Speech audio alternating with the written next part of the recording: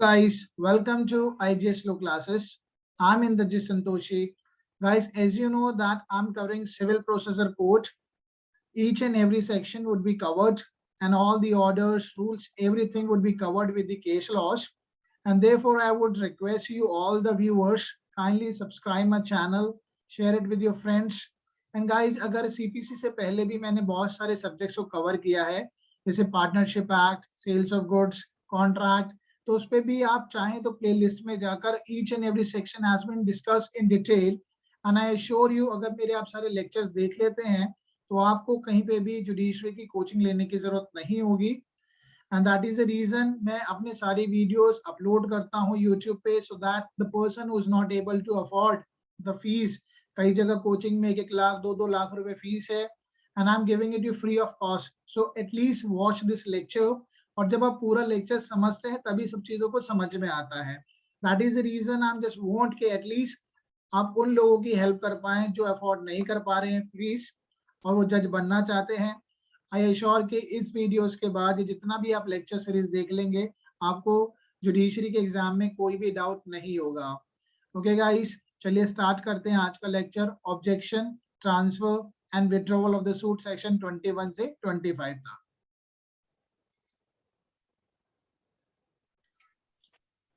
तो objection transfer and withdrawal of the suit हम start कर रहे हैं सेक्शन 21 से 25 ठीक है गाइस तो इसको हम स्टार्ट करते हैं नाउ 3 मेजर टॉपिक्स हैं और तीनों में से क्वेश्चन देखो एमसी के तो आ ही सकते हैं और मींस का भी आ सकता है ऑब्जेक्शंस पे आ सकता है कि when can the objection be taken और ऑब्जेक्शन अगर होगा ड्यूरेशन को लेकर तो एप्लीकेशन कहाँ लगाई जा सकती है तो हम ये पढ़ रहे हैं हम सेक्शन 21 से लेकर 25 तक इसको समझने से पहले एक ग्राफ हमें ना एक चार्ट सा बना लेते हैं हम क्या क्या चीज कवर करेंगे इसमें देखिए 21 में तो ऑब्जेक्शंस है ऑब्जेक्शन ज्यूरिसडिक्शन को लेकर ऑब्जेक्शन कब लगाना चाहिए अगर आपने वो टाइम मिस कर दिया है तो उसका क्या इम्पैक्ट पड़ेगा ऑब्जेक्शन से रिलेटेड होगा फिर इसमें एक सेक्शन 21A भी है ठीक है वो भी हम पढ़ लेंगे सेक्शन 21A जो कि बार करता है सूट को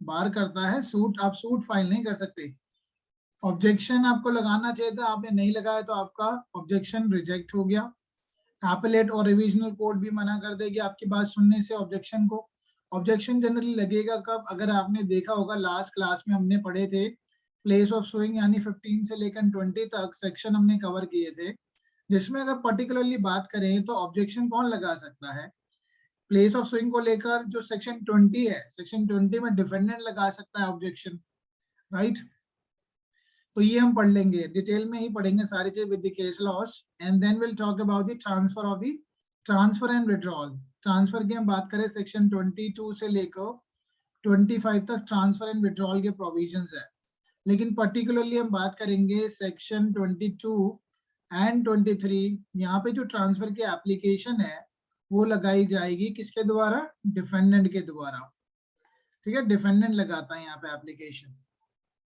और whereas when we talking about the remaining sections that is a section number 24 and 25 तो इसका भी अभी क्लासिफिकेशन कर लेते हैं 24 में और 25 में यहाँ लिखा है व्हाट एनी पार्टी कोई भी लगा सकती है ठीक है एनी पार्टी चाहे वो प्लेंटिफ हो चाहे वो डिफेंडेंट हो प्लेंटिफ हो या डिफेंडेंट दोनों में से कोई भी ट्रांसफर की एप्लीकेशन लगा सकता है यहाँ ट्रांसफर की एप्लीकेशन ट्रांसफर कौन करेगा यहाँ पे पर्टिकुलरली सेक्शन 24 में बात की गई है हाई कोर्ट एंड अगर हम बात करें 24 में ही डिस्ट्रिक्ट कोर्ट की भी बात की गई है तो हाई कोर्ट या डिस्ट्रिक्ट कोर्ट में एप्लीकेशन लग सकती है for the transfer of a suit from one place to another ठीक है अगर विद इन द स्टेट लगानी है तो डिस्ट्रिक्ट कोर्ट में ही लग जाती है राइट और अगर हमें हाई कोर्ट में कब लगानी होगी एप्लीकेशन तब हम उसके बारे में बात करेंगे यानी एनी पार्टी प्लेंटिफ और डिफेंडेंट लगा सकता है जो रीजनेबल कॉज है के मामले को ट्रांसफर करना चाहिए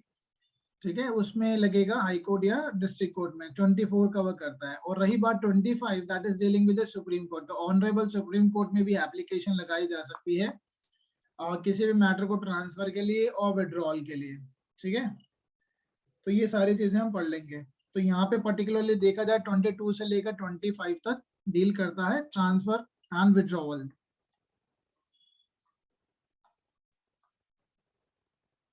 विड्रॉल। ठीक है, वन बाय वन करेंगे अब इनको, एक एक सेक्शन को कवर करते हैं। नाउ सेक्शन 21 क्या कहता है? सेक्शन 21 कहता है states, I mean 21 states that no objection, किसी भी तरीके का ऑब्जेक्शन नहीं लिया जाएगा। आज to the place of suing, place of suing हमने कहाँ पढ़ा है? सेक्शन नंबर 15 से लेकर 20 तक। Will be allowed bye appellate और रिविजनल कोर्ट, ना ही अपीलेट कोर्ट ना ही रिविजनल कोर्ट आपके ऑब्जेक्शन को सुनेगी, ठीक है, नहीं सुनेगी। लेकिन अभी हम डायरेक्ट पढ़ेंगे, पहले हम बेसिक बातें सुन लेते हैं। लेकिन कब सुन सकती है? देखो बेसिकली क्या है, आपने जहां पर ओरिजिनल ज्यूरिडिक्शन जहां कोर्ट का था, सिविल जज साहब के सामने आपने सूट प्लेन फाइल करा। अब अगर ऑब्जेक्शन आ रहा है ज्यूरिडिक्शन को लेकर तो डिफेंडेंट को बोलना चाहिए था। जनरली डिफेंडेंट को किस स्टेज पे बोलना चाहिए, ऑब्जेक्ट करना चाहिए? Before the framing of issue या at the settlement of issues, ठीक है, बिफोर या फिर at the time of settlement of issues कर देना चाहिए था। और सबसे इंपॉर्टेंट वर्ड होता है अर्लीस्ट अपॉर्चुनिटी, जितना जल्दी हो जाए डिफेंडेंट को या प्लेंटिफ को जो भी कोई ऑब्जेक्शन है in relation with this jurisdiction place of swing, generally defendant को होता है। क्योंकि देखो प्लेंटिफ जब प्लेंट फाइल करेगा तो वो तो अपनी सही जगह ही कोशिश करेगा, मैं सही जगह लगाऊं। तो कई बार लेकिन गलतियां हो जाती है, तो डिफेंडेंट ऑब्जेक्ट करना चाहिए था अर्लीस्ट अपॉर्चुनिटी, और या फिर before the framing of issues और at the time of settlement of issues, ठीक है। जिसमें हमने सेटलमेंट ऑफ इश्यूज कौन से ऑर्डर में होते हैं? ऑर्डर नंबर 14 में। ऑर्डर नंबर 14 में सीपीसी में वहां वर्ड लिखा है सेटलमेंट ऑफ इश्यूज, ठीक है। सेटलमेंट को ही बोलते हैं हम framing of issues. Settlement of issue word इसलिए लिखा है क्योंकि सेटलमेंट एक वाइड वर्ड है। ऑर्डर नंबर 14 में जो वर्ड लिखा है सेटलमेंट, एक बहुत वाइडर वर्ड है as compare to framing. Settlement मतलब बहुत सारी चीजों को सुना जाता है, देखा जाता है। ऑर्डर नंबर 14 से पहले आपने देखा होगा ऑर्डर नंबर 11 भी है। ऑर्डर नंबर 11, सबसे पहले 10, 11, 12, ठीक है, और 13, इन सारे ऑर्डर्स को देखा जाएगा तब जाके हम 14 पे पहुंचते हैं, ठीक है। ये हम आगे पढ़ेंगे ही, वैसे फिर मैं बता ही देता हूँ आपको, क्योंकि मैं बात कर रहा हूँ बिफोर और at the time of settlement of issues, उससे पहले ऑब्जेक्शन लगाना चाहिए था, नहीं लगाया तो फिर ना ही अपीलेट कोर्ट ना ही रिवीजन कोर्ट आपकी बात को सुनेगा। लेकिन कब सुन लेगा वो भी बात करेंगे, पहले हम ये देख लेते हैं ऑर्डर नंबर 10 क्या कहता है, क्योंकि फ्रेमिंग ऑफ इश्यूज की बात आई है। और देखो जो चीजें मैं अभी समझा देता हूँ वो आगे आपको बहुत ईजी हो जाता है। अगर मैं फ्रेमिंग ऑफ इश्यूज अभी स्किप करूंगा तो वो बाद में भी समझाना है, तो हम थोड़ा सा समझ भी लेते हैं सेटलमेंट ऑफ इश्यूज क्या है। देखो कभी भी सेटलमेंट ऑफ इश्यूज सबसे पहला जो स्टेज होता है वो तो प्लेन्स का होता है, प्लेन फाइल होती है, फिर रिटर्न स्टेटमेंट आती है, उसके बाद फर्स्ट हेयरिंग होगी। फर्स्ट हेयरिंग कहाँ लिखा है? ऑर्डर नंबर 10 में लिखा है एग्जामिनेशन ऑफ द पार्टी। देखो ऑर्डर नंबर 10 जो डील करता है एग्जामिनेशन ऑफ द पार्टी, ये सारी कुछ बातें मैं लिख देता हूँ तो इजी समझ में आ जाएगा। First order number 10 examination of the party. Order number 11 that is dealing with the inspection, discovery and inspection, ठीक है, डिस्कवरी एंड इंस्पेक्शन ये भी मैं बताऊंगा, क्योंकि ऑर्डर नंबर 14 पे पहुंचने से पहले ये तीन ऑर्डर भी पता होने चाहिए। फिर आता है 12 एडमिशंस, 13 होता है production and impounding of the documents, ठीक है, डॉक्यूमेंट। अब देखिए ये मैंने क्यों लिखा है और मैं क्यों बता रहा हूँ, मेरे को बताना है सेक्शन 21, लेकिन आपको सिर्फ फ्रेमिंग ऑफ इश्यूज के बारे में पता होना चाहिए before the settlement of issue. Word settlement लिखा है जो कि एक बड़ा टर्म है, तो जो कोर्ट होती है वो इश्यूज कैसे बनाएगी इन चीजों को ध्यान में रखेगी। पहले क्या करेगी, एग्जामिनेशन ऑफ द पार्टीज, यानी जो कोर्ट में पार्टीज हैं प्लेंटिफ और डिफेंडेंट, उनको एग्जामिन कर सकती है, उनसे पूछताछ कर सकते हैं भाई क्या आप अपना क्लेम एडमिट करते हैं या नहीं करते हैं। क्या आपको बी से पूछेंगे क्या आपको प्लेंटिफ को कुछ देना है, देना इन द सेंस कि प्लेंटिफ ने 10,000 रुपए का क्लेम किया है तो क्या आपको 10,000 रुपए भी देने हैं नहीं देने हैं, क्या पता वो एडमिट कर ले, तो उनसे पहले पूछताछ करेगी, ठीक है। एग्जामिनेशन में डिटेल में नहीं जा रहा हूँ, तो ऊपर से आपको बता रहा हूँ। फिर आता है जैसे order number 11, order number 11, order number 11 deal करता है discovery and inspection. Discovery and inspection यानी डिस्कवरी में क्या चीज, कुछ चीज निकल के आती है सेटलमेंट ऑफ इशू से पहले प्लेंटिफ डिफेंडेंट को या डिफेंडेंट प्लेंटिफ को कुछ क्वेश्चनेयर बना के भेजता है, कि भाई इन क्वेश्चंस का आप आंसर दीजिए, ठीक है। और वो क्वेश्चंस जो होंगे उनका जो आंसर आएगा उसको देखते हुए, देखो ऑर्डर नंबर 10 में भी कुछ फैक्ट्स निकल के आएंगे, क्या पता कोई पार्टी एडमिट कर लेती है कि हाँ मुझे कुछ देना है, तो क्या होगा, इश्यूज बनाने में आसानी होगी ना। कोर्ट देखो मुद्दे बनाती है, फ्रेमिंग ऑफ इश्यूज करती है, वो जब इन चीजों को देखती है कि ऑर्डर नंबर 11 में, ऑर्डर नंबर 10 में कुछ खुलासा हुआ, कुछ चीज फैक्ट सामने आई, उसको देखते हुए फिर अपना इश्यूज बनाएगी। ऐसे ही डिस्कवरीज जो हमने इंटेरोगेटर्स भेजी थी, तो इंटेरोगेटर्स का जो आंसर आया उसमें जो डिस्कवरी हुई उसको देख के अपना इश्यूज बनाएगी। एडमिशन, कोई पार्टी एडमिट करती है, admitted fact not need to be prove, तो जब एक पार्टी ऑलरेडी एडमिट कर रही है तो उस पे इश्यूज बनाने की जरूरत ही नहीं होगी, ठीक है। And then production and impounding of the document, कोई डॉक्यूमेंट है किसी के सामने वाले, अब कोई कह रहा है मैं मालिक हूँ इस प्रॉपर्टी का और इसलिए मुझे कब्जा दिलवाया जाए, वो कोर्ट कह सकती है ना भाई तुम्हारे पास वो डॉक्यूमेंट है तो लेके आइए, प्रोड्यूस करिए, लेट मी जस्ट सी, क्या पता आप झूठ बोल रहे हो, तो मैं देखे के ही तो फ्रेमिंग ऑफ इश्यूज करेगी ना कोर्ट। और इश्यूज क्या होते हैं, मुद्दे होते हैं, जब एक पार्टी एलेज करते है दूसरी पार्टी डिनाइड करती है, तो इन सब चीजों को देख के फ्रेमिंग ऑफ इश्यूज बनाए जाते हैं। तो उस स्टेज से पहले, उस स्टेज से पहले आपको ऑब्जेक्शन लगाना चाहिए था। तो प्लेंटिफ ने सूट तो फाइल करा, जब प्लेंटिफ ने सूट फाइल करा और डिफेंडेंट चुपचाप बैठा रह जाता है, जानबूझकर वो चुप बैठा है कि नहीं अगर मेरे अगेंस्ट डिसीजन आएगा ये ऑब्जेक्शन तब मैं रेज करूंगा, तो ना ही एपेलेट कोर्ट ना ही रिविजनल कोर्ट आपकी बात को सुनने वाला है। आपको फ्रेमिंग ऑफ इश्यूज के दौरान या उससे पहले आपको ऑब्जेक्शन लगाना चाहिए था, या अर्लीस्ट अपॉर्चुनिटी जितने भी जल्दी हो सके। नहीं किया तो ना ही एपेलेट कोर्ट आपकी बात सुनेगा ना ही रिविजनल कोर्ट आपकी बात सुनेगा, अनलेस द, देखो जूरिसडिक्शन की जब बात आती, जूरिसडिक्शन की बात आती है तो रिविजनल कोर्ट का जिक्र होगा ही होगा, क्योंकि जूरिसडिक्शन के इशू पे ही मैक्सिमम रिवीजन फाइल होती है, ठीक है। और अब देखते हैं लेकिन कब ये अलाउ किया जा सकता है, unless the following 3 condition are satisfy all the 3 condition, first of all ये तीनों कंडीशन होने चाहिए तब ऑब्जेक्शन रेज नहीं होगा। Objection was taken in the court of the first instance,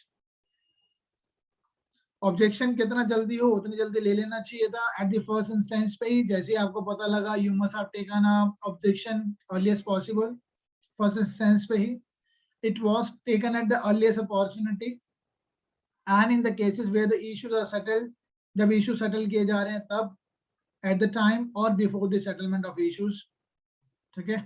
and the third one is there has been a consequent failure of justice, अगर पता लगता है कि भाई अगर इसकी बात नहीं सुनेंगे, even the appellate court or revisional court can hear the objection of the party when there would be a consequent failure of justice, ठीक है। अगर अन्याय हो जाएगा, अगर इसकी बात अब नहीं मानी गई तो, सुनी नहीं गई तो, then only the objection can be heard, otherwise not, ठीक है।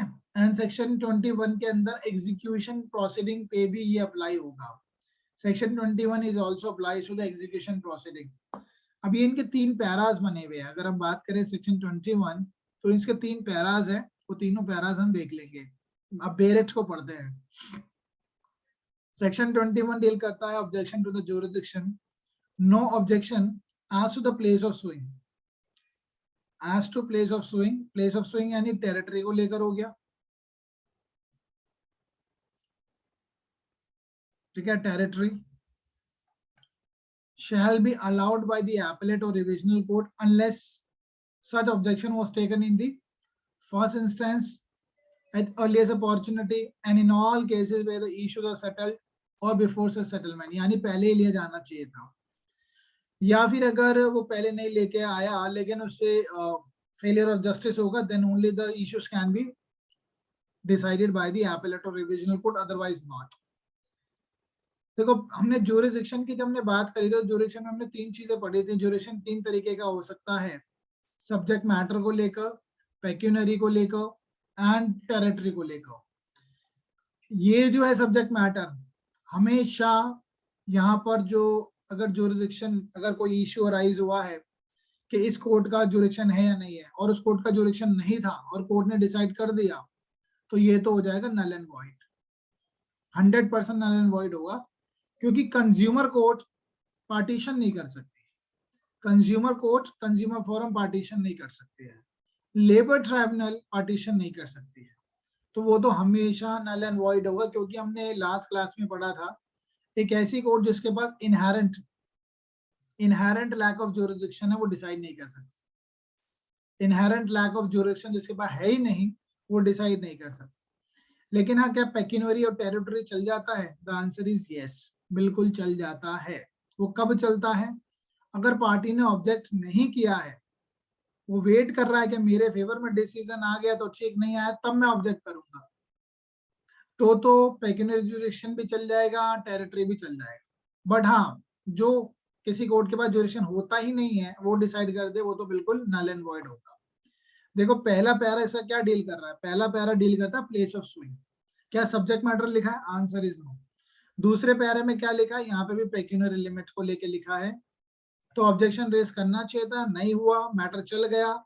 इसका मतलब वो भी कहीं ना कहीं प्रोसीड आगे चलता है, मामला आगे चला जाएगा। ऑब्जेक्शन रेस भी अगर बाद में नहीं किया तो कोई इससे फर्क नहीं पड़ेगा। No objection as to the competent of the court with reference to the pecuniary limit को भी लेगा। of its jurisdiction shall be allowed, नहीं, no objection allowed नहीं किया जाएगा।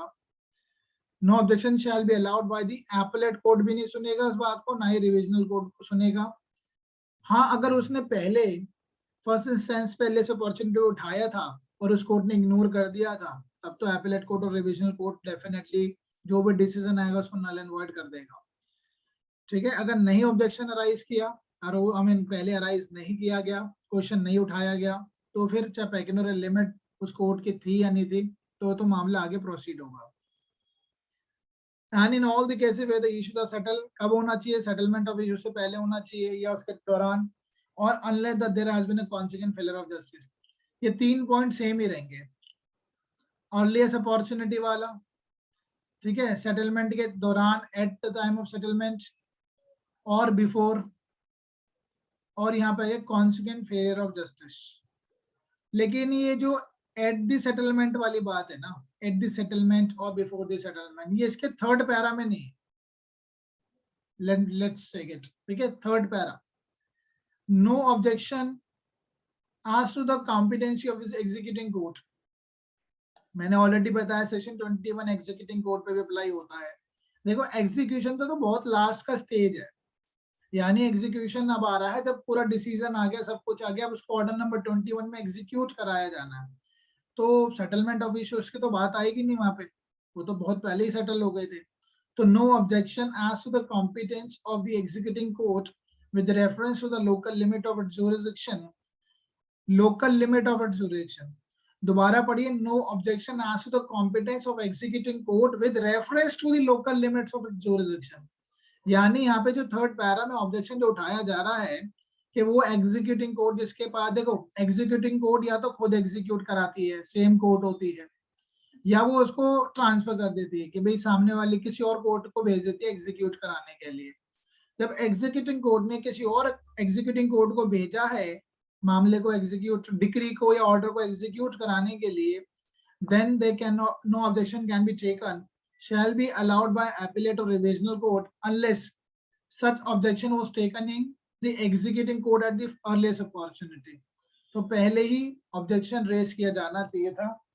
अब यहाँ पे सेटलमेंट वाली बात तो आएगी नहीं, settlement and the framing of issues वाली तो बात आएगी नहीं, क्योंकि अब तो ये मामला एग्जीक्यूटिंग कोर्ट की बात की आ रही है कि एग्जीक्यूटिंग कोर्ट कॉम्पिटेंट है या नहीं है।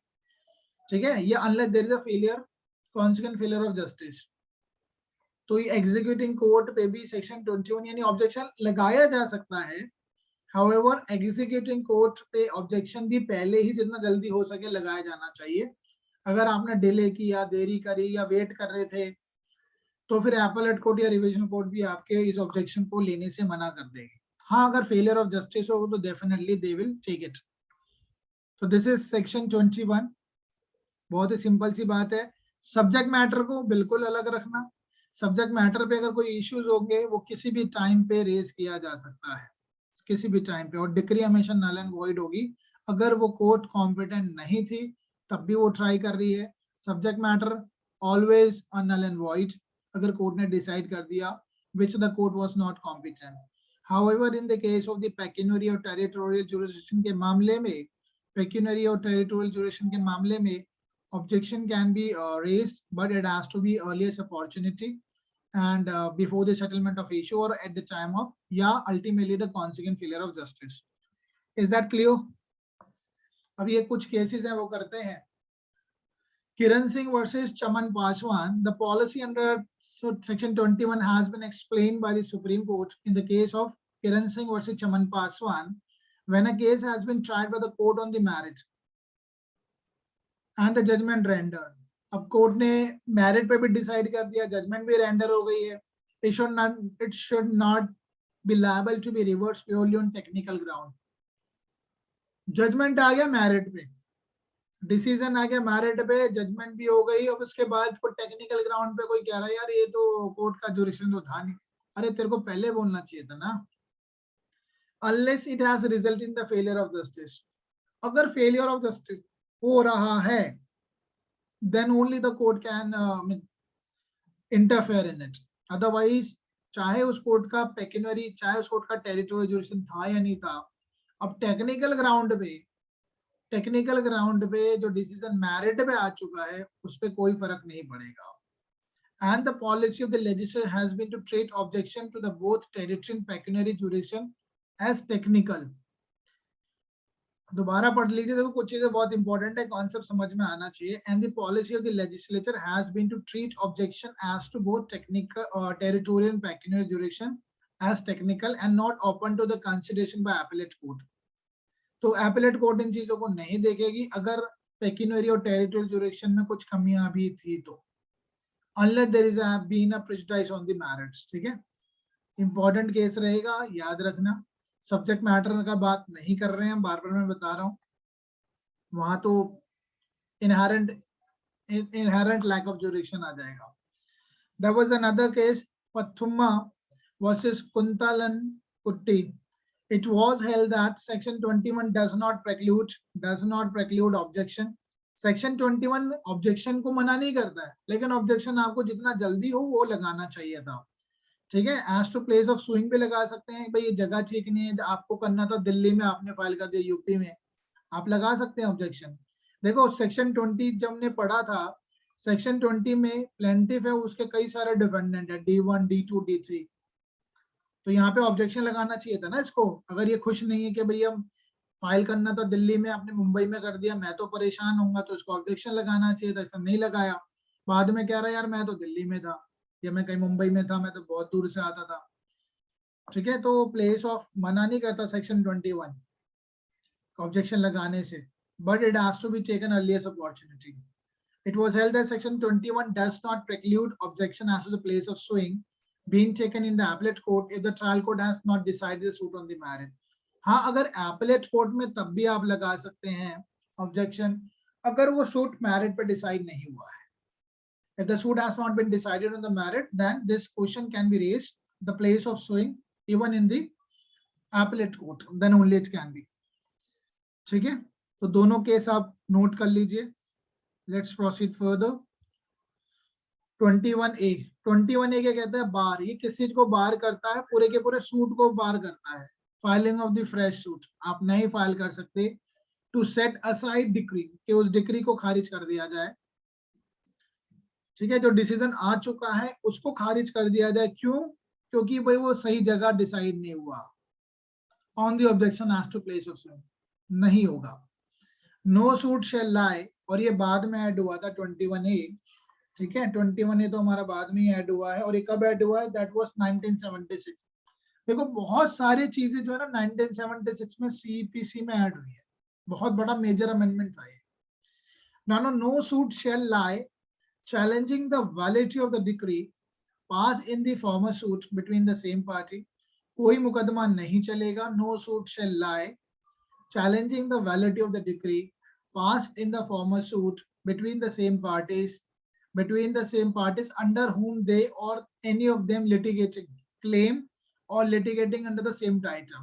ये सारी बातें उसी तरीके की जैसे रेस जुडिकाटा में लिखी होती है सेक्शन 11 में. On any ground based on the objection as to the place of suing. So that means ultimately fresh suit bar है. ये तो हमने पहले भी किया था. हाँ जी, ये वाला सेक्शन शायद मैंने आपको बताया भी था ना. Filing of the fresh suit कब नहीं होता है, सेक्शन 12 में लिखा था हमने। Yes sir. आप देख भी लीजिएगा, शायद वहां पे लिखा भी होगा।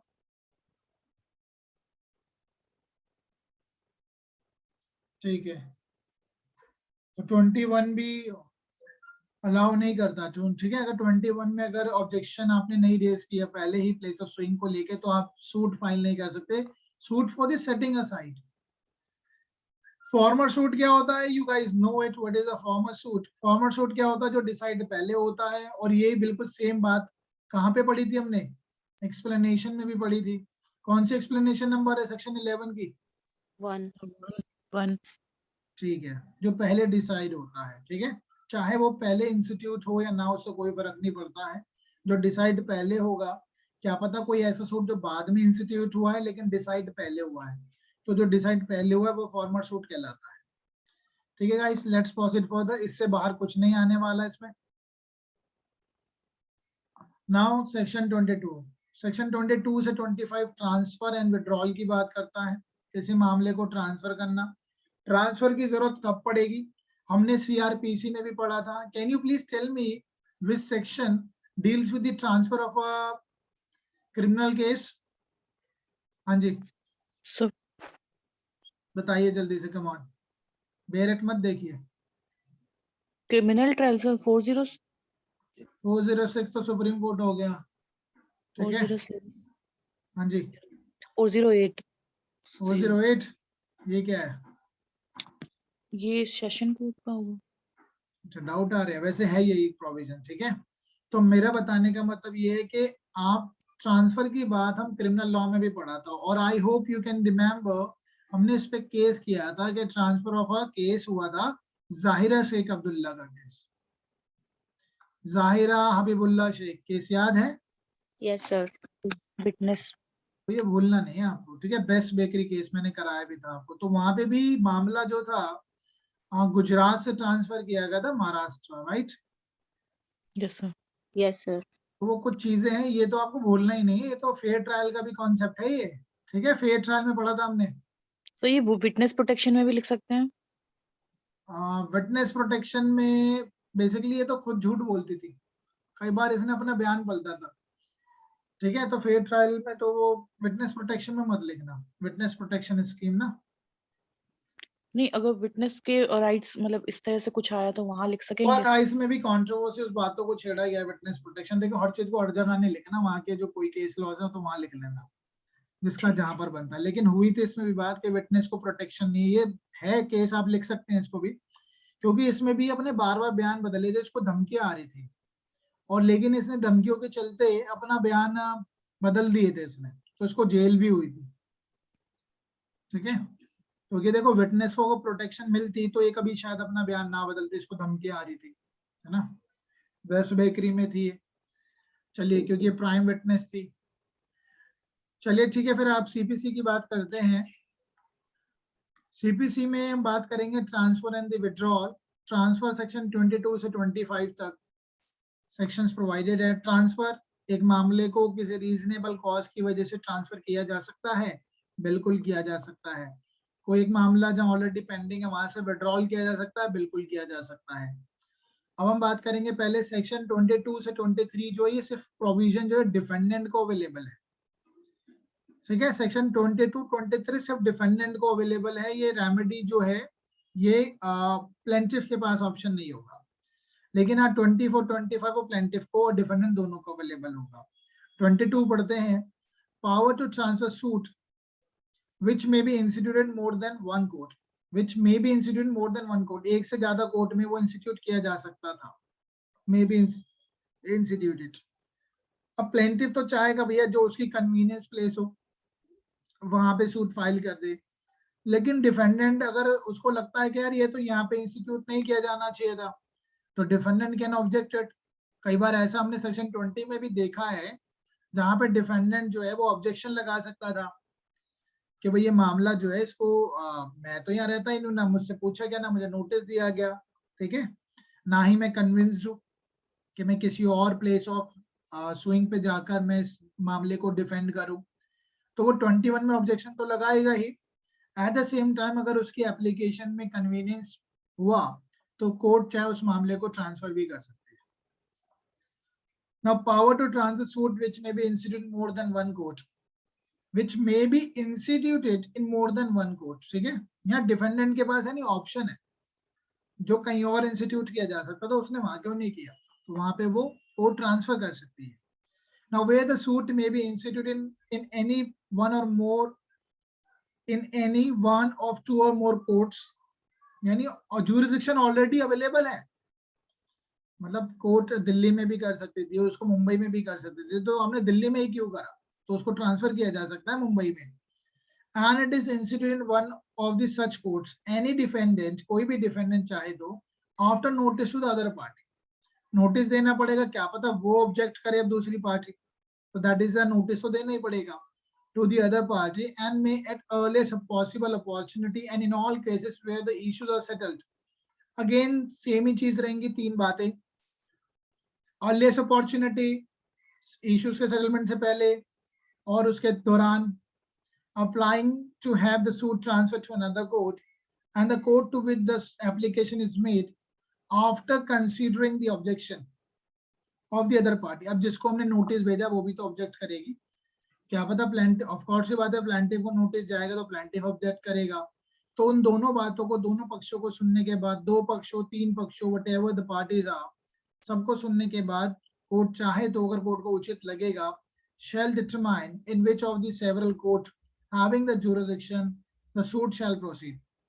ठीक है, ये तभी पॉसिबल हो पा रहा है जब एक से ज्यादा कोर्ट की जुरिस्डिक्शन है। अब ऐसा नहीं कर सकते कि ऑल टुगेदर मामला जहां पे जुरिस्डिक्शन ही नहीं है वहां पे केस को ट्रांसफर कर दे, पर्टिकुलरली सेक्शन 22 में।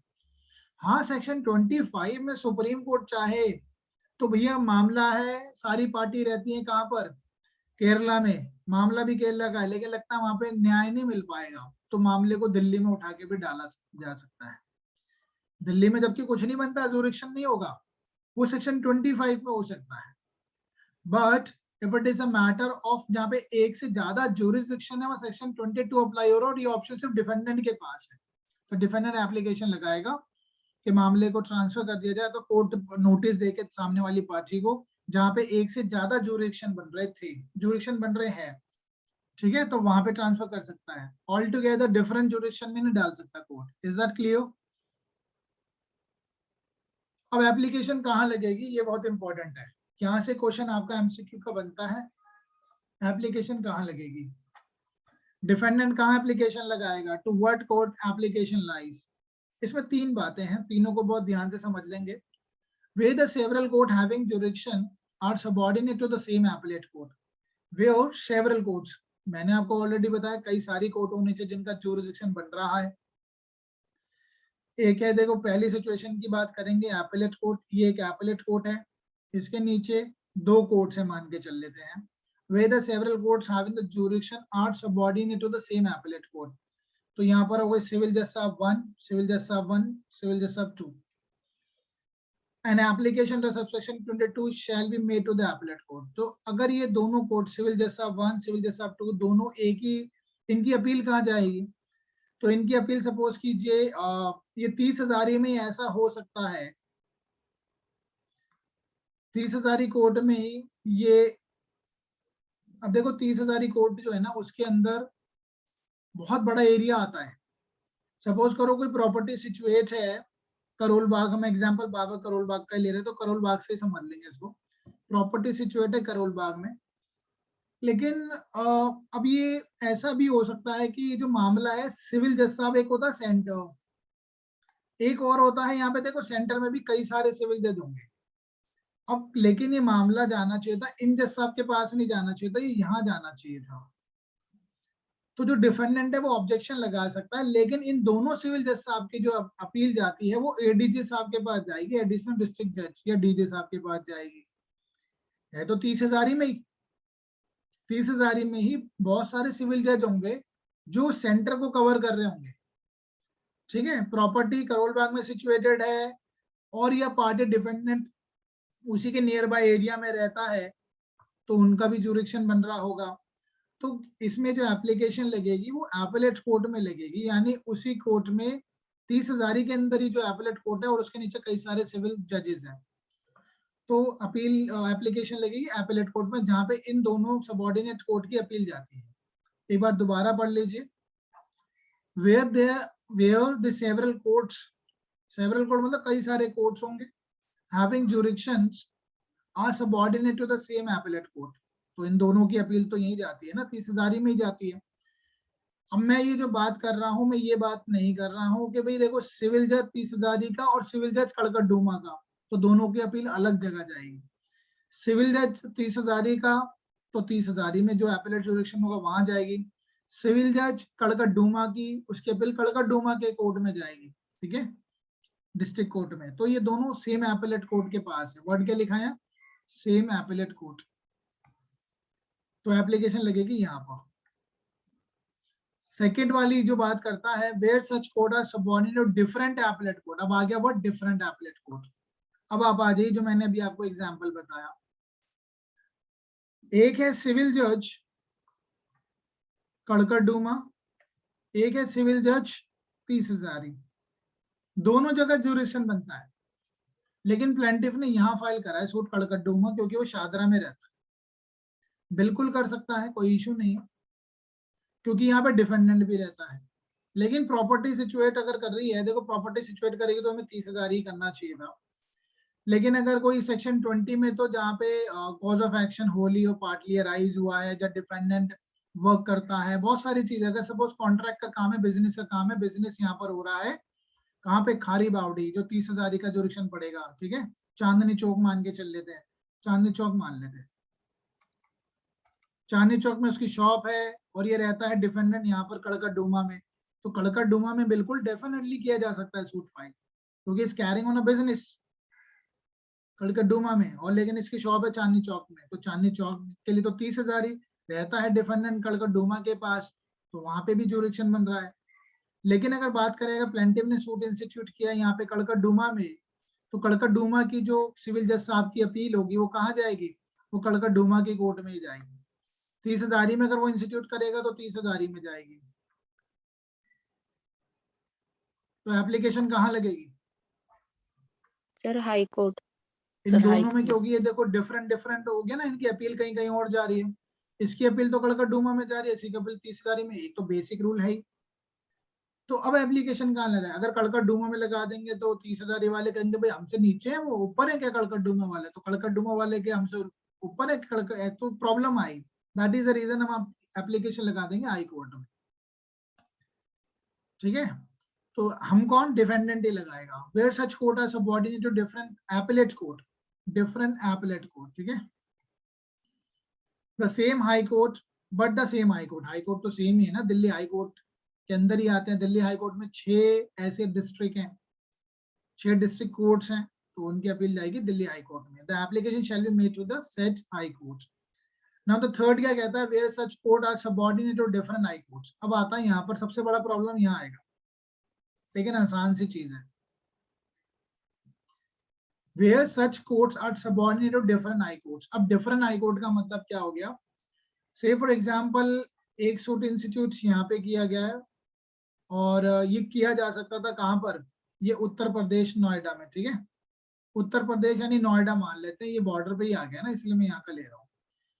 तो अगर 30,000 में मामला 30,000 यानी सो कड़कड़ डूमा लेते हैं, क्योंकि कड़कड़ डूमा के बॉर्डर के पास नोएडा आ सकता है, सपोज ऐसे मान के चल लेते हैं, ठीक है, कड़कड़ डूमा और यहाँ पे आ गया नोएडा।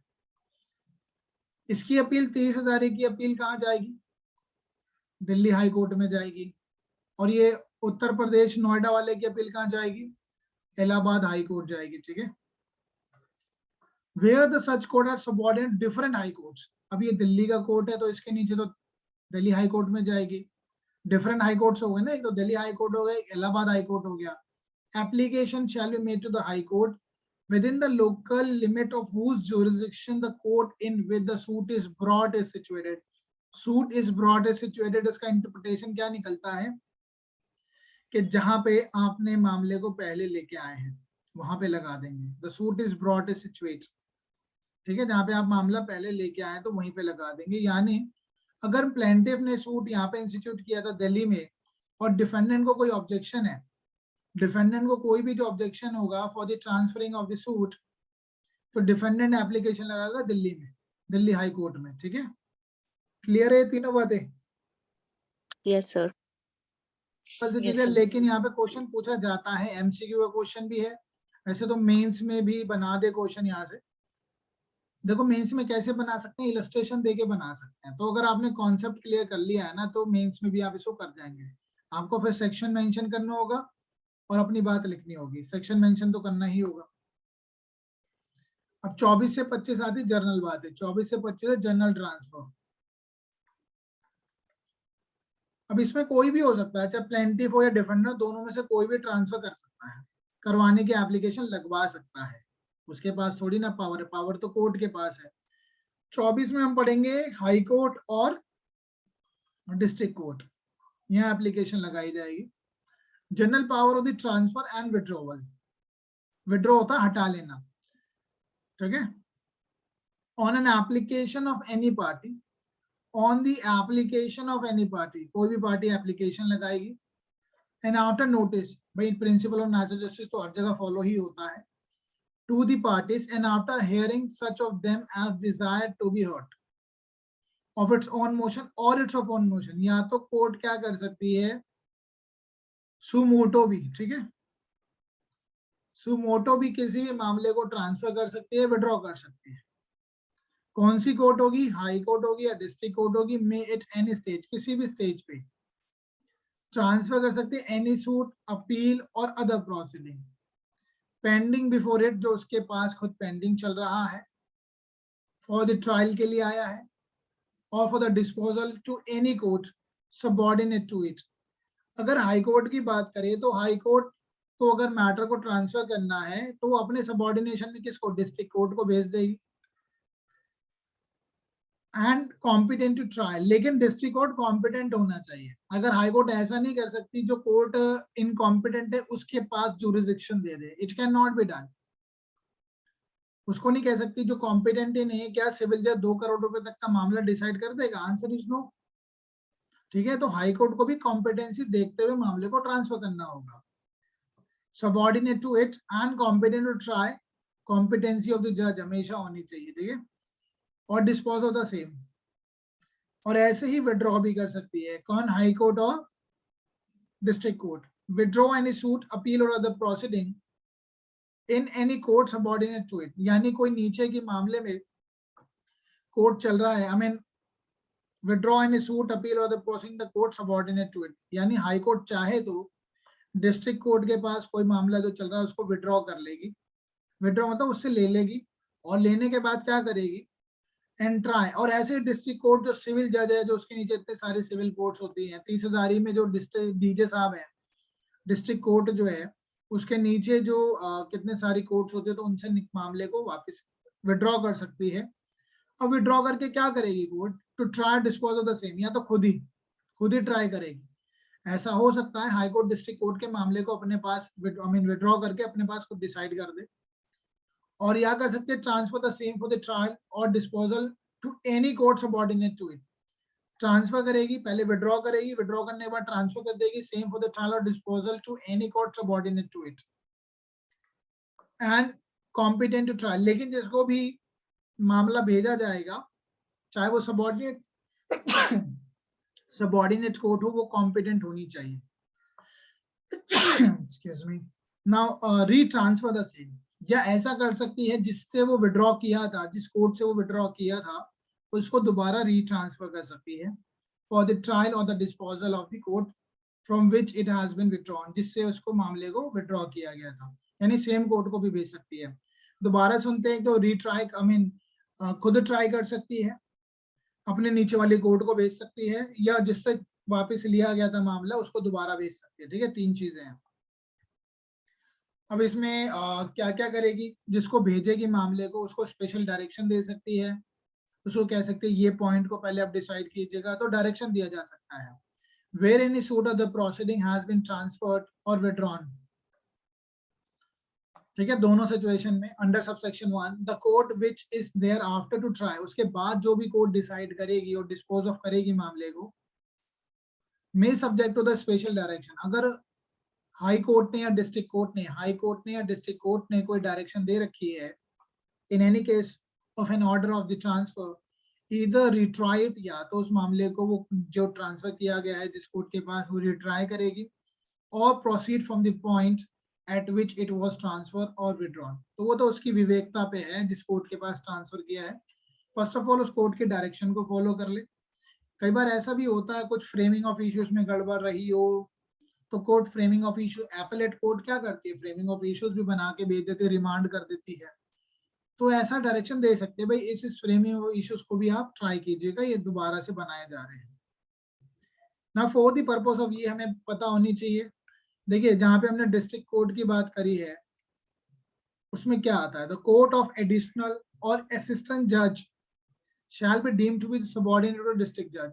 तो डिस्ट्रिक्ट कोर्ट जो है, डिस्ट्रिक्ट कोर्ट के नीचे कौन सी कोर्ट आएगी, वो कोर्ट आएगी एडिशनल एंड असिस्टेंट जज।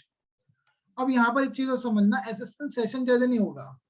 सेशन जज जो होता है वो क्रिमिनल साइड को देखता है, ठीक है। वैसे कई बार आप देखोगे कोर्ट में जाओगे तो एडिशनल डिस्ट्रिक्ट एंड सेशन जज लिखा होगा, एडीएसजे होता है। कोर्ट गए आप लोग तो ये पता होगा आपको, एडीएसजे भी पोस्ट होती है, ठीक है। मैक्सिमम आपको एडीजे तो मिलेंगे ही, लेकिन कई जगह आपको एडीएसजे भी मिलेगा। तो वो इसका मतलब ये नहीं कि वो कॉम्पिटेंट नहीं है, वो भी कॉम्पिटेंट है, लेकिन उनका काम अलग अलग है। उनके पास सिविल मैटर भी आता है, क्रिमिनल मैटर भी आता है, एडीएसजे, एडिशनल डिस्ट्रिक्ट एंड सेशन जज। तो उनको भी मामला दिया जा सकता है क्योंकि वो डिस्ट्रिक्ट कोर्ट के सबऑर्डिनेशन में है। हर एक डिस्ट्रिक्ट में ऐसे 6 डिस्ट्रिक्ट है, तो 6 डिस्ट्रिक्ट कोर्ट जो है हमारी दिल्ली में, तो उनमें एक डीजे होता है डिस्ट्रिक्ट कोर्ट, ठीक है, डिस्ट्रिक्ट जज होता है। तो वो भी क्या कर सकते हैं, एक मामले को ट्रांसफर कर सकते हैं, किसी भी एडीजे के पास भेजेंगे, एडिशनल डिस्ट्रिक्ट जज और असिस्टेंट जज। Proceeding include the proceeding for the execution of the decree और ऑर्डर। ये बात मैं आपको बता ही चुका हूँ। यहाँ पे प्रोसीडिंग का मतलब इसमें इंक्लूड की गई है एग्जीक्यूशन। एग्जीक्यूशन भी जो हमने 21 में ही पढ़ लिया था, para number section 23 subsection 3। Now what force is the court trying any suit or transfer under this section from the small cause court shall for the purpose of such suit be deemed to be a small court of a small cause। अब हमने small cause court का जिक्र जो किया था section 7 और 8 में किया है, वो बात अलग है। वहां पे हमने 2 चीजें बात पढ़ी है, provincial and presidency small cause court. तो अगर कोई मामला स्मॉल कोर्ट से लिया जा रहा है, वहां से विड्रॉ ट्रांसफर किया जा रहा है, तो जिसको भेजा जाएगा उसको भी हम मानेंगे कि हाँ भाई वो court of small cause he होगी, ठीक है। और उसका जुरिक्शन तो बहुत कम ही होता है, वैसे आजकल के टाइम में तो आपको देखने को भी कम मिलेंगी कोर्ट्स, क्योंकि 1000 रुपए तक का जुरिक्शन है। Now fifth कहता है a suit or the proceeding may be transferred under this section from the court which has no jurisdiction। और ये भी बहुत इंपॉर्टेंट है, जिस कोर्ट के पास जुरिडिक्शन ही नहीं था और पार्टी ने कहा this court has not jurisdiction. एक होता है प्लेस ऑफ सुइंग को लेकर, या एक होता है पेक्यूनियरी जुरिडिक्शन को। लेकिन एक मामला जहां चल रहा है उस कोर्ट के पास जुरिडिक्शन नहीं है और हमने उस ग्राउंड पे मामले को ट्रांसफर करवाना चाहते हैं, तो a suit or the proceeding may be transferred under this section from the court which has, जिसके पास जुरिडिक्शन ही नहीं है। तो सपोज एक सिविल जज साहब है, वो 10 लाख रुपए तक का मामले को ट्रायल कर रहे हैं, और जबकि उनके पास पेक्यूनियरी वैल्यू की जुरिडिक्शन है 5 लाख, और सामने वाली पार्टी ने ऑब्जेक्शन लगा दिया है कि this court is not having the jurisdiction, then the defendant can file an application, और इसी सेक्शन के तहत उस मामले को ट्रांसफर किया जा सकता है, और उसको ट्रांसफर किया जाएगा the court which having the jurisdiction. तो यानी 24 का जो 5 है, ये अपने आप में बहुत इंपॉर्टेंट प्रोविजन है। Okay guys, now let's talk about the 25. Power of the Supreme Court to transfer suit. Power of the Supreme Court to transfer suit. Honorable Supreme Court के पास भी डायरेक्ट जाया जा सकता है for the transfer of the suit. Now on an application कोई भी party जा सकती है, चाहे plaintiff हो या defendant हो, on the application of the party and after notice to the other party, after hearing such of them, उन दोनों पक्षों को सुनने के बाद, at desire to be heard, Supreme Court may at any stage, किसी भी stage पर, if satisfied that an order under this section is expedient for the end of justice, कि न्याय के लिए उचित है कि भाई एक ऐसा ऑर्डर पास किया जाना चाहिए, एक मामले को ट्रांसफर किया जाना चाहिए, तो ऑनरेबल सुप्रीम कोर्ट क्या कर सकती है, इन एनी सूट और अपील और प्रोसीडिंग, सूट अपील और प्रोसीडिंग सैप के मामले में be transferred from high court, high court से ट्रांसफर किया जाएगा। अच्छा, हाई कोर्ट से ट्रांसफर करके क्या डिस्ट्रिक्ट कोर्ट को दिया जाएगा? Probably answer is no. लेकिन हाँ, हाई कोर्ट से ट्रांसफर करके मामला हाई कोर्ट के पास जाएगा, किसी और हाई कोर्ट, जैसे गुजरात हाई कोर्ट से महाराष्ट्र हाई कोर्ट चला जाएगा मामला, और other civil court in one state to high court. कोई सिविल कोर्ट जो एक स्टेट के अंदर है तो मामला भेज दिया जाएगा हाई कोर्ट। यानी ऐसा हो सकता है कि कोई मामला जो 30,000 में पेंडिंग है, उस मामले को दिया जा सकता है डायरेक्ट दिल्ली हाई कोर्ट के पास, ठीक है। और other civil court in another state, और other civil court in an another state, किसी और स्टेट में जो है अदर स्टेट में, उसको भी मामले को हाई कोर्ट के पास ट्रांसफर किया जा सकता है। या ऐसा भी पॉसिबल है, एक डिस्ट्रिक्ट कोर्ट से दूसरे डिस्ट्रिक्ट कोर्ट में मामला भी ट्रांसफर किया जा सकता है, ठीक है। हाई कोर्ट से हाई कोर्ट में ट्रांसफर हो सकता है, नीचे की कोर्ट से हाई कोर्ट में दिया जा सकता है, सेम स्टेट में, ठीक है, with in the one state. और या फिर एक स्टेट में जो डिस्ट्रिक्ट कोर्ट में चल रहा है, जैसे उत्तर प्रदेश में कोई मामले चल रहा है डिस्ट्रिक्ट कोर्ट में, या बिहार में चल रहा है जहाँ पे मुझे लगता है कि वहां जस्टिस नहीं मिल पाएगा, तो it can be transfer to the district court in Delhi also, ठीक है। ऐसा किया जा सकता है, ऑनरेबल सुप्रीम कोर्ट के पास इतनी पावर है। जबकि बात करें तो टेरिटोरियल जुरिडिक्शन नहीं बनता दिल्ली का, लेकिन for the interest of justice end of justice it can be done. लेकिन जब भी हम एप्लीकेशन लगाएंगे तो सेक्शन के अंदर, सेक्शन 25 के अंदर, शैल be made by the motion, motion होता है मोशन ऑफ अपीयरेंस, ठीक है, आई मीन प्रॉपर प्रोसीजर से होगा, and that has to be supported by the affidavit. Affidavit का जो ऑर्डर नंबर है दैट इज ऑर्डर नंबर 19, ठीक है, ऑर्डर नंबर 19। अच्छा, एक बात बताइए, एफिडेविट आप लोग ने देखा ही होगा, कौन बनाता है ये एफिडेविट? कौन उसको ऑथराइज कर सकता है, कंफर्म करता है? सर नोटरी नोटरी पब्लिक और अथॉरिटीज। सेक्शन है? कोई सेक्शन है? यस 133 133 नहीं या 139? यस हाँ सर। जी, देखो गलतियां हो रही है तो उसको इमीडिएटली सुधार लेते हैं, देख लेते हैं। यस 139 139। Yes sir. एक चीज और समझ लेना, 139 में देखो 133 तो बिल्कुल अलग था, ठीक है, वो तो छोड़ो, बाद में डिस्कस करेंगे, बड़ा इंपॉर्टेंट है 133 तो, 9 लोग दे रखे हैं उसमें, एग्जाम्पशन है। अच्छा, 139 जो है, 139 में मुझे एक बात बताइए, अगर कोर्ट में एफिडेविट लगाना है तो वो कौन बना के, किसके सामने वो ओथ पे जाएगा? अगर आपको कोर्ट में एफिडेविट लगाना है तो वो नोटराइज होना चाहिए। हाँ जी, नो सर। फिर कौन लगाएगा वो? किसके सामने वो स्थापित, आई मीन किस अथॉरिटी के सामने वो अफर्म्ड होना चाहिए, कंफर्म्ड? सर फिर वो उसी जज मजिस्ट्रेट के सामने, जज मजिस्ट्रेट के सामने इतना टाइम तो है नहीं कि वो हमारा एफिडेविट को तो अप्रूव फिर करेंगे। फिर कोई अथॉरिटी ऑन बिहाफ कौन ऑफ सी अथॉरिटी है वो? भाई आप कोर्ट में जाते ऑफिसर। हैं, इतना प्रैक्टिस कर रहे हैं, तो ये तो बेसिक सी बात है ना, ये पता होना चाहिए। ये ऑफिसर जाता है अपॉइंटेड ओथ, ओथ कमिश्नर के पास, ठीक है। कमिश्नर। ओके। तो अगर आप जो भी एफिडेविट लगा रहे, कोर्ट में लगा रहे हैं, तो ओथ कमिश्नर के पास बन के जाएगा, ठीक है, उस पर ओथ कमिश्नर की स्टैंप होगी। और अगर आप कहीं पे भी लगा रहे कोर्ट के बाहर, अच्छा एक बात बताओ, आपको लगाना है कि मेरे को इनकम प्रूफ सर्टिफिकेट लगाना है, बनवाना है, दिल्ली सरकार से बनवाना है, एफिडेविट मांगते हैं ना? नहीं मांगते? एफिडेविट के बगैर तो काम ही नहीं चलेगा। तो जब एफिडेविट लगाना है तो किससे लगवाओगे? ओथ कमिश्नर से, तब चलेगा नोटरी, ठीक है, तब नोटरी चलेगा। तो आप कोर्ट के बाहर जहां पे भी एफिडेविट दे रहे हैं तो वो चलेगा नोटरी, अदरवाइज अगर कोर्ट में दे रहे तो ओथ कमिश्नर। आगे चलते हैं। The court to which such suit appeal और अदर प्रोसीडिंग इज ट्रांसफर्ड, जहां पे मामले को ट्रांसफर किया गया होगा, subject to any special direction in order of the transfer, either retry, वही सेम बात है, जिसको ट्रांसफर किया गया वो रिट्राई करेगा, कोई स्पेशल डायरेक्शन है तो उस हिसाब से डिसाइड करेगा, रिट्राई कर सकता है, और proceed from the stage at which it was transfer to it, ठीक है। Fourth point, in dismissing an any application, कई बार ऐसा होता है, कई लोग बेवकूफ भी होते हैं, सुप्रीम कोर्ट में एप्लीकेशन लगा दी है, फ्रिवलस है, वैक्शियस है, टाइम खराब कर रहे हैं कोर्ट का। इन डिसमिसिंग एनी एप्लीकेशन, कोर्ट ने क्या करा, सुप्रीम कोर्ट ने डिसमिस कर दिया एप्लीकेशन।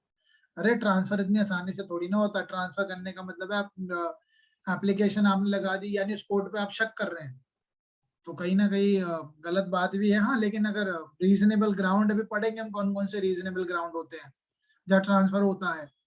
लेकिन अगर आपकी एप्लीकेशन फ्रिवलस है, वैक्शियस है, परेशान करने के लिए लगाई है, डिले करने के लिए लगाई है, कोर्ट के ओपिनियन में ऐसा लगता है कि फ्रिवलस और वैक्शियस एप्लीकेशन है, court can order the applicant to pay by way of compensation to the any person who has opposed the application। तो ये जो compensation दिया जाएगा अपोजिट पार्टी को दिया जाएगा, क्योंकि उसने भी तो अपना समय दिया है फिर अपोज करने के लिए एप्लीकेशन को, but it shall not be more than not exceeding 2000 rupees, 2000 रुपए से ज्यादा नहीं होगा। और ये क्वेश्चन एमसीक्यू में आ सकता है अब, as it consider appropriate in the circumstance of the case, ठीक है, जो भी उचित लगे, 2000 रुपए से लेकिन ज्यादा नहीं होगा। अब सबसे इंपॉर्टेंट है कि ये बात भी है लेकिन बच्चे पढ़ते नहीं है, फिर भी मैं आपको बताता हूँ। सबसेक्शन 5 जो है इसका, the law applicable to any suit, appeal और अदर प्रोसीडिंग ट्रांसफर्ड। अब जब हमने ये सूट इंस्टीट्यूट किया था, सूट इंस्टीट्यूट किया तो उत्तर प्रदेश में किया था, और उत्तर प्रदेश में जब किया था तो उत्तर प्रदेश के कानून चल रहे थे उस पर्टिकुलर प्रॉपर्टी को लेकर। हर एक स्टेट के कानून में बदलाव होता है। सपोज करो उत्तर प्रदेश में उत्तर प्रदेश रैंट कंट्रोल ऐसे करके कुछ होगा, ठीक है, या उत्तर प्रदेश के अपने अपने कानून है, वहां का लोकल लॉ उस पे लग रहा था जब हमने सूट इंस्टीट्यूट किया था। सूट जब इंस्टीट्यूट किया था तो उत्तर प्रदेश का मामला लॉज लग रहे थे जब सूट इंस्टीट्यूट किया था उत्तर प्रदेश में, लेकिन इसको ट्रांसफर कर दिया गया दिल्ली में। बैरेट अभी पढ़ना मत, मैं आपका लॉजिक जानना चाह रहा हूँ। तो जब ये मामला दिल्ली में ट्रांसफर कर दिया तो कानून कौन से लगेंगे? तो उत्तर प्रदेश वाले, यूपी। अब उत्तर प्रदेश वाले लेंगे क्योंकि सब्जेक्ट मैटर तो वही था ना, ठीक है। Now the law applicable to any suit, appeal और proceeding transferred under this section shall be the law, वही कानून होंगे, shall be the law which the court in which the suit in which the suit, appeal or the proceeding was originally instituted, जहां पहले institute हुआ था, ought to have been applied to such suit, appeal और proceeding। क्योंकि मामला तो यार उत्तर प्रदेश की प्रॉपर्टी को लेके था ना, उत्तर प्रदेश की प्रॉपर्टी है तो उत्तर प्रदेश के लॉज लगने चाहिए। माना for the interest of justice the matter has been transferred to Delhi.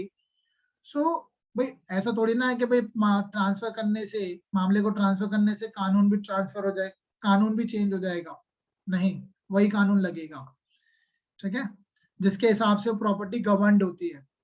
Now example अब कुछ देख लेते हैं, हमारा हो गया खत्म बैरेट। अब 2-3 केस लॉज हैं वो भी देख लेते हैं।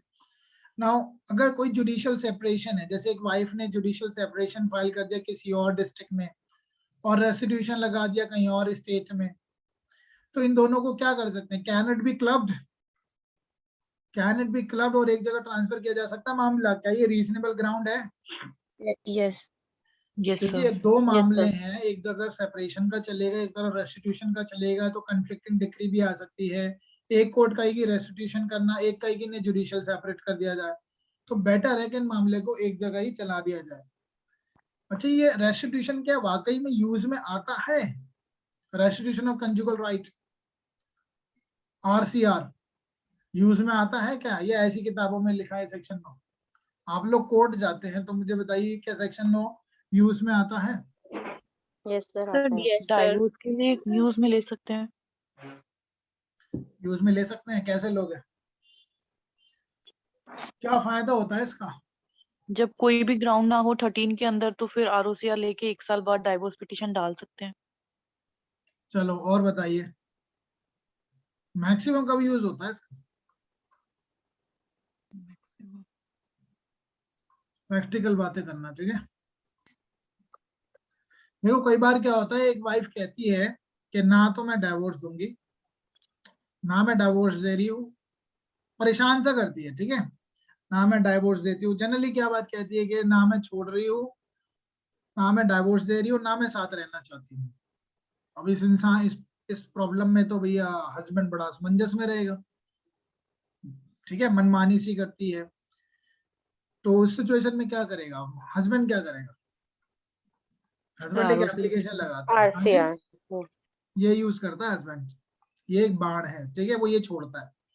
आरसीआर क्या कहेगा, जनाब मैं तो रहना चाहता हूँ, there is a reasonable ground, I just want to live with her. अब ना ही वो दे रही है, डाइवोर्स दे रही है, ना ही वो क्या नाम है, ना डाइवोर्स दे रही है ना साथ रह रही है, तो वो कोर्ट में एप्लीकेशन लगाएगा कि इसको मेरे साथ रखवाया जाए, ठीक है, मेरे साथ रहने के लिए कहा जाए, कंजुगल राइट्स के लिए साथ रहे। वो तब वो मना, अगर उसने अपने ग्राउंड पे लिख दिया कि नहीं मैं तो नहीं रहना चाहती, ठीक है, वैसे तो क्या पता वो रीजनेबल ग्राउंड वाइफ के पास भी है, वाइफ ये कह सकती है कि भाई मैं इसके पास इसलिए नहीं रहना चाहती क्योंकि मारता पीटता है, ठीक है, तब तो ऑफकोर्स ही बात है, कोर्ट तो फिर वो हस्बैंड के भी अगेंस्ट जा सकता है। लेकिन हस्बैंड यहाँ पे अगर वो आरसीआर की एप्लीकेशन लगा के अगर ये बात कह देता, अपनी इंटेंशन रिफ्लेक्ट करता है कि मैं तो रहना चाह रहा हूँ, तो फिर उसका मेंटेनेंस पे फर्क पड़ जाता है कि भाई तू नहीं रहना चाहती ना, तो फिर तो you are a defaulting party. if you don't have any reasonable ground that if you don't want to live with your husband, then there is a, तो फिर उसका मेंटेनेंस पे बहुत बड़ा फर्क पड़ेगा। और फिर कोर्ट क्या करेगा, अगर 1 साल बीत गया तो फिर वो तो बन जाएगा डाइवोर्स का ग्राउंड, ठीक है। तो ये बहुत बड़ा हथियार होता है, किस टाइम पे यूज करना वो बहुत मैटर करता है, क्योंकि इससे इंटेंशन रिफ्लेक्ट हो जाती है हस्बैंड की, हस्बैंड जो चाहता है, अब हस्बैंड चाहता है रखना लेकिन वो वाइफ मना कर रही है, अरे जब तू नहीं रहना चाहती है ऐसा तो डाइवोर्स दे ना, फिर डाइवोर्स दे, अपना अलग रहे। और आजकल आप लोगों को पता है थोड़ा सा लीनियंट व्यू भी रखा जा रहा है, अभी 498 डे पे भी एक जजमेंट आई है, वाइफ क्या करती है सबके नाम लिखवा देती है ना 498 डे में। 498 में सबसे पहला नाम किसका आएगा, हस्बैंड का, फिर क्या आएगा मम्मी पापा का, उसके फादर और मदर का, और फिर उसका नाम आता है, फिर आता है सिस्टर्स का, फिर किसका आएगा, जीजा का, ठीक है, ऐसी होता है ना, सिस्टर इन लॉ, ये भी नाम आएगा, बहुत सारे नाम आते हैं और ये सारे झूठे होते हैं। सबसे पहले आपको क्या करना है, जीजा को हटवाना है, एप्लीकेशन लगाइए 482 में, और अब उसका भी नाम लिखवा दिया वाइफ, क्या नाम है, कोई बाहर रह रहा है, इंडिया से बाहर रह रहा है, उसका नाम भी लिखवाएगी, अरे वो था वहां पर। और हर बंदा एक जैसी क्वालिटी कैसे कर सकता है, 498 में भैया तेरे को ही मार रहे हैं, तो ये सारी चीजें झूठे होते हैं, 490 मैक्सिमम मामले झूठे होते हैं। तो अब कोर्ट ने भी ये भी रिसेंटली जजमेंट में कहा है कि अब ये थोड़ा निजात दिया जाए, और पुलिस वाले भी क्या करते हैं, भाई ठीक है जल्दी से एफआईआर लिख देते हैं, वो लिखी नहीं जानी चाहिए इतनी जल्दी। अरनेश कुमार की जजमेंट है, लेकिन जजमेंट का मतलब ये नहीं कि वो हमेशा ऐसा हो कि भाई हाँ जजमेंट में आ गया लिखा हुआ तो लिख ही दो, तो थोड़ा रिलैक्स भी फील किया जाना चाहिए। तो पहले छुड़वाओ इसको जो बाहर रह रहा है इंडिया से बाहर, फिर छुड़वाओ इन जीजा जी को, फिर छुड़वाओ ये सिस्टर को, फिर मम्मी पापा, फिर आप लगा दो एप्लीकेशन हस्बैंड की भी 482 में।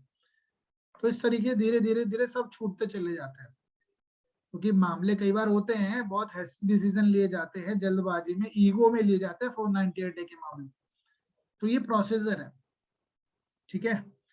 चलो, तो 25 पे हम वापस आते हैं, तो 25 में अब ऐसा भी हो सकता है कई मामले को ज्वाइन और कंसोलिडेशन के लिए, और वैसे आज की मैं न्यूज भी बता दूं, आपको पता होगा जो एज भी है वाइफ मैरिज की एज वो 21 की 21. है, Yes, ठीक है, yes, ma'am. वाइफ की, हमें लड़की की लड़की. जो एज है शादी के लिए 21 करी गई है, ठीक है, बढ़िया है, मैं तो कहता हूँ हर जगह इक्वालिटी होनी चाहिए, वुमेन एम्पावरमेंट चाहिए ना, हर चीज में तो बराबर करो फिर,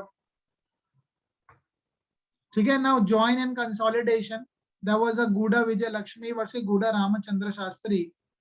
यहाँ पे इस केस में यही था कि मामले को ज्वाइन और कंसोलिडेट किया जा सकता है, जहां लगता है कोर्ट को कि भाई डिसीजन इजीली और अच्छे तरीके से आ जाएगा, फेयर ट्रायल हो जाएगा। तो गुड्डा विजय लक्ष्मी वर्सेस गुड्डा रामचंद्र शास्त्री इंपॉर्टेंट केस रहेगा, यू शुड नो इट। किस स्टेज पे लगाई जा सकती है एप्लीकेशन, 25 में या 24 में, it can be at any stage, किसी भी स्टेज पे। एंड व्हाइल ट्रांसफरिंग और withdrawing the case the court has to record is a reason, court को रिकॉर्ड करना पड़ेगा रीजन, ठीक है, रीजन डिसीजन ही होना चाहिए। Now what are the grounds for the transfer, किन किन ग्राउंड पे मामले को ट्रांसफर किया जा सकता है। It must be in the interest of justice for the fair trial, ये पॉइंट्स आप लिख लीजिए, फेयर ट्रायल होना चाहिए, क्रिमिनल लॉ में भी हमने पढ़ा, यहाँ पे भी हम पढ़ रहे हैं fair trial.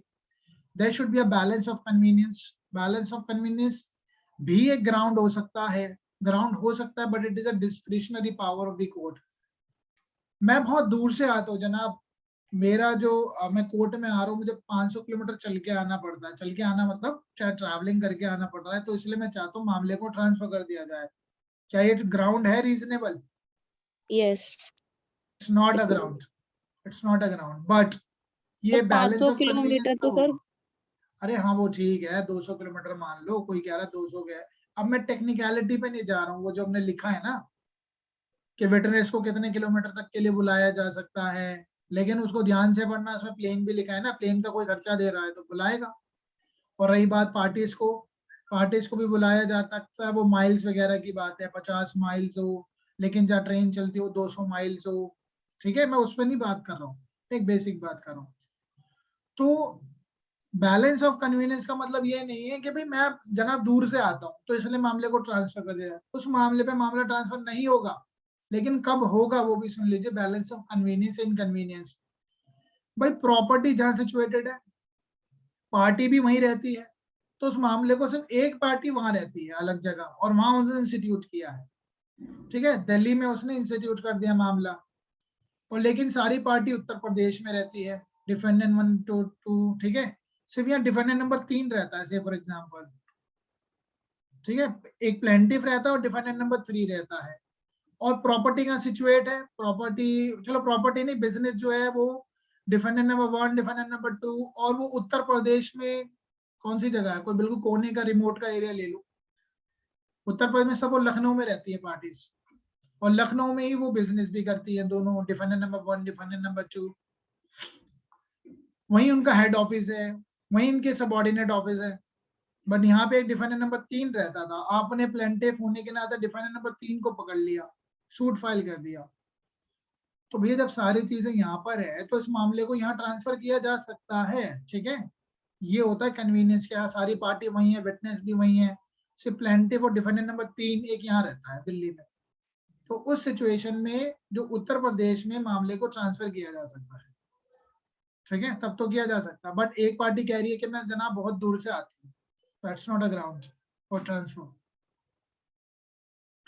Apprehension in the mind of the party that want gate justice, अगर हाँ कोर्ट में कोई पार्टी ये कह सकती है, ये बात साबित कर देते कि मुझे नहीं लगता मुझे ये न्याय मिलेगा, क्योंकि जो जज साहब है वो पार्शियल है, पक्षपात हो सकता है, कोई ऐसा इंसान है जो इन्फ्लुएंस है, वैसे तो influence is also not a ground for the transferring of the case, but हाँ विटनेस को खतरा है, ये सारे ग्राउंड हो सकते हैं, लेकिन एक इंसान का रुतबा बहुत अच्छा है, दैट्स नॉट अ ग्राउंड, लेकिन उसके माइंड में ये डर है कि मुझे न्याय नहीं मिलेगा, then it can be, maybe बोलेंगे, ठीक है, कैन बी तो थोड़ा हार्ड वर्ड हो गया, maybe, and to avoid the multiplicity of the suit, तब तो ट्रांसफर हो ही जाता है, जैसे हमने पीछे पढ़ा था।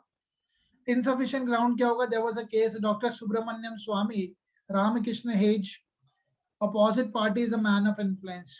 अब इसमें मामले में ये था कि भाई एक जो अपोजिट पार्टी है, जैसे कितनी बड़ी पार्टी है ये, क्या नाम है, डॉक्टर रामास्वामी इतना इन्फ्लुएंशियल पर्सन है, तो इस ग्राउंड पे क्या ट्रांसफर होगा, answer is no, that's not a ground for transfer, ठीक है। अब एक और केस है Shanti Kumar versus home insurance company, order of the transfer is non appealable, order of transfer is not appealable, इसका अपीलेबल क्यों नहीं है, अपीलेबल इसलिए नहीं है क्योंकि भैया हमने कौन सा चीज है, मैरिट पर डिसाइड हो रही है, ट्रांसफर की बात कर रहे हैं ना। अब अगर कोर्ट ने मना कर दिया कि ट्रांसफर नहीं होगा, फर्स्ट ऑफ ऑल जब कोर्ट ने यही तो मना किया है कि ट्रांसफर नहीं होगा, तो it is neither affecting the merit of the case, neither controversy between the parties, और नॉट टर्मिनेट्स और not dispose of the suit, suit थोड़ी ना खत्म हो जाता, सूट तो अपना पूरा मेरिट पे ही डिसाइड होगा ना, तो that can not be a reason for the appeal, तो अपीलेबल नहीं होता है ये, इस चीज को भी आप नोट करके चलिएगा। बाकी देखो 3-4 केसेस मैंने कराई दिए इस पे, तो आप फुल फ्लैज इस पे आपका क्वेश्चन बन जाता है, ट्रांसफर कब हो सकता है कब नहीं होगा, विड्रॉल 1-2 केसेस लिख दीजिएगा, यहाँ से एमसीक्यू मेंस का क्वेश्चन बनता है। ओके गाइस, तो ये हमारा कवर हो जाता है एक टॉपिक जो कि एक मेंस और प्रीलिम्स दोनों में आता है, ठीक है। मिलते हैं नेक्स्ट क्लास में, bye bye, take care, thank you.